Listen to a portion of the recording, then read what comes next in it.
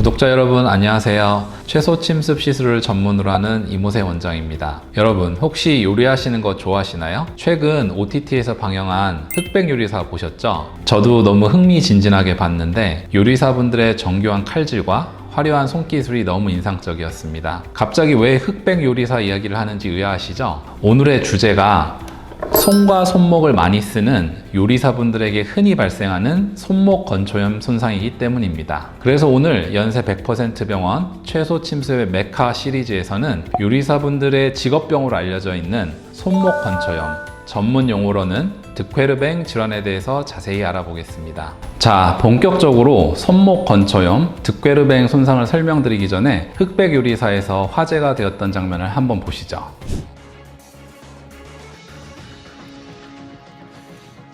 벌써 셰프님이 제일 힘든 거 맡았네. 마지막에 만테카레라고 하는데 유화 과정을 할 때 거의 한 10kg가 넘거든요. 그거를 이제 휘저어야 되는데 힘이 안 들어가서 좀 힘들었습니다. 진짜 젖 먹던 힘을 다 짰던 것 같아요. 여러분 보신 느낌이 어떠세요? 제가 전문 요리사는 아니지만 한번 따라해 보겠습니다.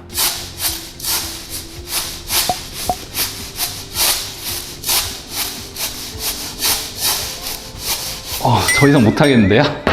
와, 한 10초 지나니까 벌써 제 손목이 뻐근하네요. 요리사분들은 이런 작업을 매일 어떻게 하시는지 모르겠습니다. 방금 보신 것처럼 요리사분들은 무거운 조리기구 그리고 이렇게 병을 돌려서 따는 작업이 많습니다. 손등에는 총 6개의 손목 힘줄 구역이 있습니다. 이 중에서 첫 번째 손목 힘줄 구역에는 2개의 힘줄이 지나갑니다. 이 첫 번째 손목 힘줄 구역을 지나가는 2개의 힘줄에 염증이 생기는 질환을 손목 건초염, 전문의학 용어로는 득회르뱅 증후군이라 하고 손목에서 가장 흔하게 발생하는 힘줄 염증 질환입니다. 그런데 궁금하지 않으신가요? 손등에 6개의 손목 힘줄 구역이 있는데 왜 유독 첫 번째에만 다빈도로 염증이 생기는지 이유를 설명드리겠습니다. 엄지손가락을 위로 올리는 힘줄, 그리고 벌리는 힘줄, 이렇게 2개인데 엄지손가락이 손 기능의 40%를 담당하기 때문에 그만큼 움직임이 다른 손가락보다 많습니다. 그래서 프라이팬, 칼 등 무거운 주방 용기를 많이 잡고 꺾어야 하는 요리사분들에게 손목 건초염은 직업병처럼 발생하는 것입니다.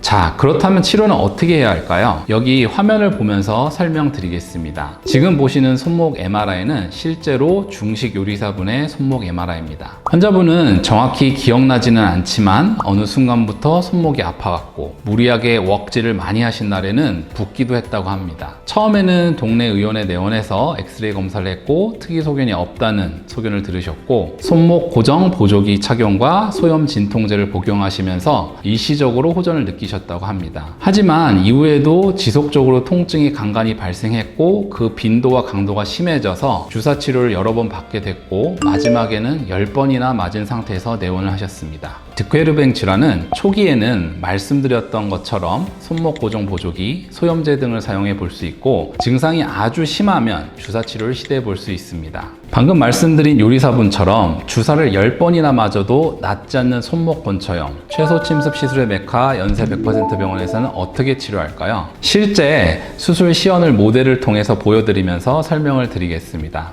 손목 건초염이 발생하면 보시는 것처럼 손목 힘줄을 덮고 있는 얇은 보호막에 염증이 심하게 발생하게 됩니다. 이럴 때 보편적으로는 염증이 생긴 힘줄막 부위에 3에서 5cm의 피부 절개를 가해서 염증막을 제거하고 힘줄 유리술을 시행하게 됩니다. 방금 설명드린 내용이 일반적인 절개식 수술 방법입니다. 하지만 이러한 절개 수술은 수술 후 통증, 감염, 긴 회복 기간 등이 필연적으로 발생하게 되고 이를 보완하기 위해 채소 침습 테크닉이 개발되었습니다. 바로 연세 100% 병원에서 시행하는 내시경 손목 건초 유리술, 실제 모델을 보면서 다시 한번 설명을 드리겠습니다. 실제 수술 시연을 위해서 모형을 준비해 봤는데요. 손목 모형을 보시면 길게 주행하는 손목 힘줄을 보실 수 있습니다. 그리고 이 손목 힘줄을 싸고 있는 이 황토색 힘줄막을 보실 수 있습니다. 정상적으로는 이 힘줄막은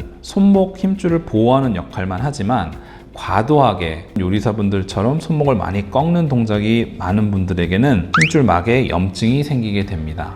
지금 보시는 것처럼 제가 파란색으로 염증이 생긴 힘줄막을 표시를 했습니다. 기존 절개 손목 건초염 수술과 다르게 최소침습 내시경 손목 건초 유리술은 손목 힘줄 염증막을 확인을 하고 내시경을 사용해서 병변을 정확히 다시 한번 확인을 합니다.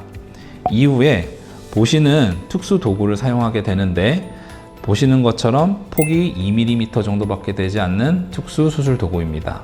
따라서 이 기구가 들어갈 정도의 작은 2mm의 피부 구멍을 만들고 내시경을 통해서 안전하게 삽입하게 됩니다. 수술 도구가 구멍으로 삽입된 이후에는 내시경으로 관찰을 하면서 주위에 신경과 혈관 손상이 없이 안전하게 염증이 발생한 힘줄막만 유리술을 시행하게 됩니다. 실제로 시행해 보겠습니다.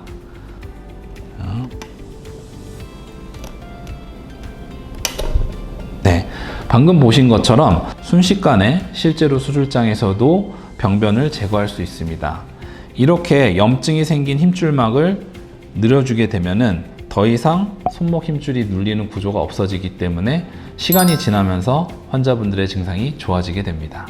구독자 여러분, 오늘 준비한 내용이 도움이 되셨나요? 오늘 말씀드린 손목 건초염, 두께르뱅 질환은 비단 전문 요리사뿐만 아니라 집안일과 주방일을 많이 하시는 어머님들에게도 호발하는 질환입니다. 또 직업상 손목을 과도하게 꺾는 작업을 많이 하시는 분들에게도 호발하는 질환입니다. 초반에 정확한 진단과 치료를 하지 않으면 수술로까지 이어질 수 있기 때문에 만약에 손목의 통증이 가시지 않고 오래 지속을 되면 반드시 정형외과 전문의의 질환이 필요할 것 같습니다. 오늘 영상을 보시고 궁금한 점이 발생하셨으면 주저하지 마시고 댓글이나 병원 홈페이지에 글을 남겨주시면 답변을 드리도록 하겠습니다. 다음 이 시간에는 좀 더 유익한 내용으로 찾아뵙도록 하겠습니다. 끝까지 시청해주셔서 감사합니다.